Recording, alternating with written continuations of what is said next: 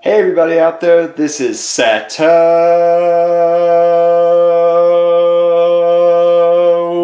Yes, I try and impersonate Stemo there for a second. But yes, welcome to Seto Kaiba's channel, and today for you guys we are going to be talking about how the game of Yu-Gi-Oh has gotten cheaper over the years. Now, I know, it's blasphemous to talk about how the game of Yu-Gi-Oh is so cheap, because that's wrong. It's expensive. It's paid to play and this and that.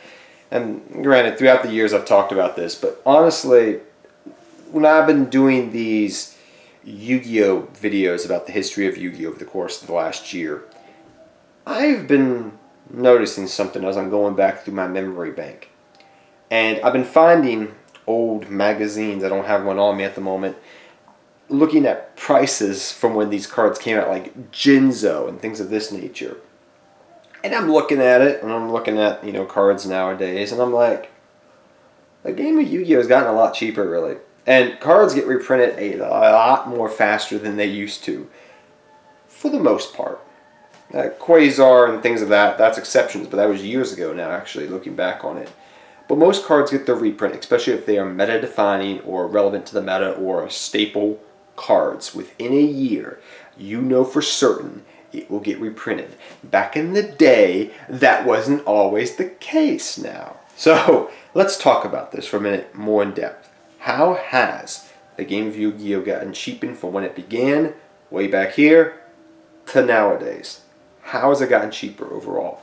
What caused this? What are some of the causes and effects of this? Which is something nobody's really gone over. Why has it gotten cheaper? How has it gotten cheaper? Things of that nature. So, let's talk about, first off, how has it gotten cheaper? Okay? So, one of the reasons why I think Yu-Gi-Oh has gotten cheaper over the years is because cards are more accessible than they were when we were kids. If you're an old school player and been playing this game for years, you will remember as a kid, when you were playing probably up to 2008, 2009, even after that, as you head in the 2010s, like until we had TCG Player and, we had eBay. So you could buy cards off eBay back in the day, but there wasn't like a lot of Yu-Gi-Oh vendors. Vending a lot of Yu-Gi-Oh cards started happening, I remember, more in like 2007, 8, and 9 more. And then by 2010, it was starting to really become more of a thing in the game of Yu-Gi-Oh! That's what I recall. But before that time, you usually had to buy cards from your local guy that had everything and was jacking up the prices and trying to juice you for everything that you had. That was a thing. A lot of people did that. Or you had to pull the cards manually out of packs. Or if the shop did crack open a case and pulled some good cards, then you would buy them off the shop. Or you would have to trade in credit that you had to get the cards. Or you just had to go to a lot of regionals and spend a lot of dough to get cards.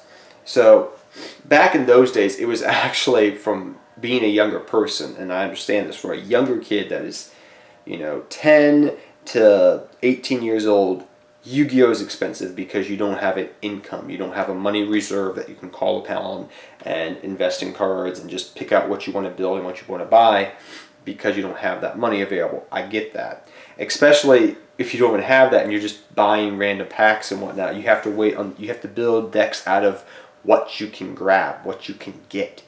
And back then, you didn't really have internet at all, so you couldn't really...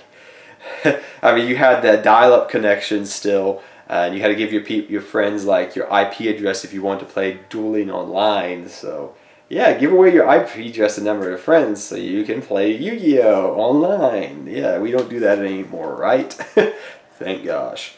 But the game of Yu-Gi-Oh has changed a lot over the years, and prices, the accessibility of cards is another thing. The incoming of TCG Player, the incoming of eBay more with Yu-Gi-Oh cards, the prices of more people playing the game of Yu-Gi-Oh actually, and bigger events where cards can exchange hands more. That was one thing I think that people never talk about, why Yu-Gi-Oh got cheaper over the years. That's a defining factor that nobody mentions. We didn't have TCG players where I could be like, okay, I need this common card. No, it wasn't as simple as that. It was, I got to go through my commons box. I got to go through the locals commons box. I got to walk around asking everybody if they got that one card, because I just can't go online and spend 10 cents and buy it. You know, $2 and just buy the card. It wasn't as simple back then. The other straightforward stuff that people always bring up is the fact that Konami started reprinting stuff more often. Before, I believe it was it Dark Revolutions 1 or Retro Pack 1? It was one or the other, I forget off the top of my head. I'm not a pack opener guy, so I don't remember. It's been years now. But before those sets, the Retro Pack and the Dark Revelation sets, we really didn't have reprints in the game of Yu-Gi-Oh! Unless they came from the tins. So if it was like a card that was prevalent, or if it was a character card that you wanted and it was a tin reprint, it went in the tin, or it went into a starter deck or a structure deck that was trash, and you just gotta hope you just buy the structure deck for that 1 or 2 cards, you know, in there that you want, and just trash the rest of the structure deck back then, because a lot of the structure decks back then were junk. There were good ones, but they were also trashy ones.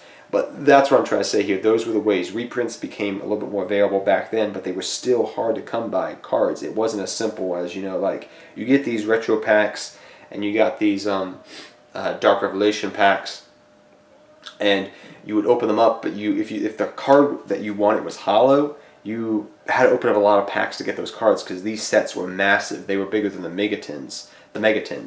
I would say it wasn't really till we hit the 5Ds era that you see Konami, I think it was 5D's early Zexal, that you started to see Konami coming out with the tins more, with you knew you were going to get different sets of tins coming out, alright?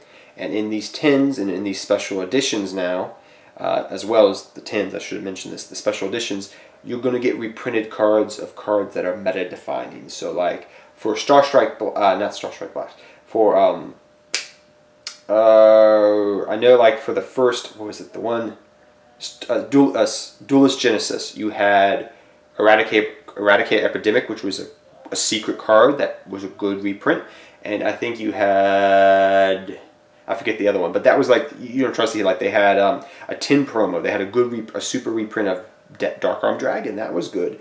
So you start to see in the 5Ds era these reprints becoming more and more common, more meta-defining, important staple cards. They were getting reprinted a lot faster in hollow form, because people want to spend money on hollows more. But it's not just simple as like you have to wait for a starter deck or a structure deck for a reprint to hopefully happen. You know, the staple lineup changes from the 5Ds era, from the GX era to the 5Ds era. It changed drastically, really. Before that, you could have said trap holes, your basic trap lineups and staples were there, but then over the GX era, as it continued, Pot of Greed gets banned. You know, all these staple cards that we had known for 3 or 4 years were starting to be banned or limited, or no longer used, or power creeped, and new cards were coming in, and we needed those cards reprinted. Eventually now, I would say by the time Zexal comes around, by the time the Megatins come around, and Gold Series start coming around, which was in the 5Ds era as well. So doing the Gold Series, you had that coming out, that helped reprints as well. But by the time you have the Megatins, I feel that is like the crowning, that changed everything in the game of Yu-Gi-Oh! For just cards getting reprinted.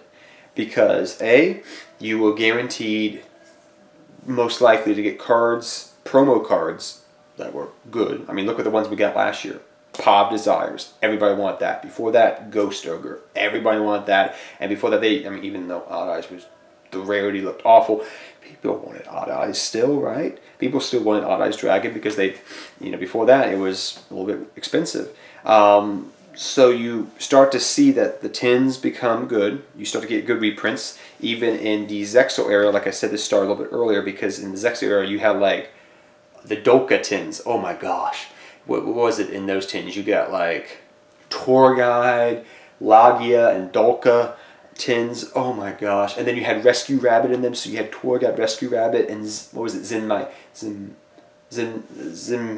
not Zimmighty, Zimmaster, the one that just blew up and then blew up a card and then it could save itself. That card was broken.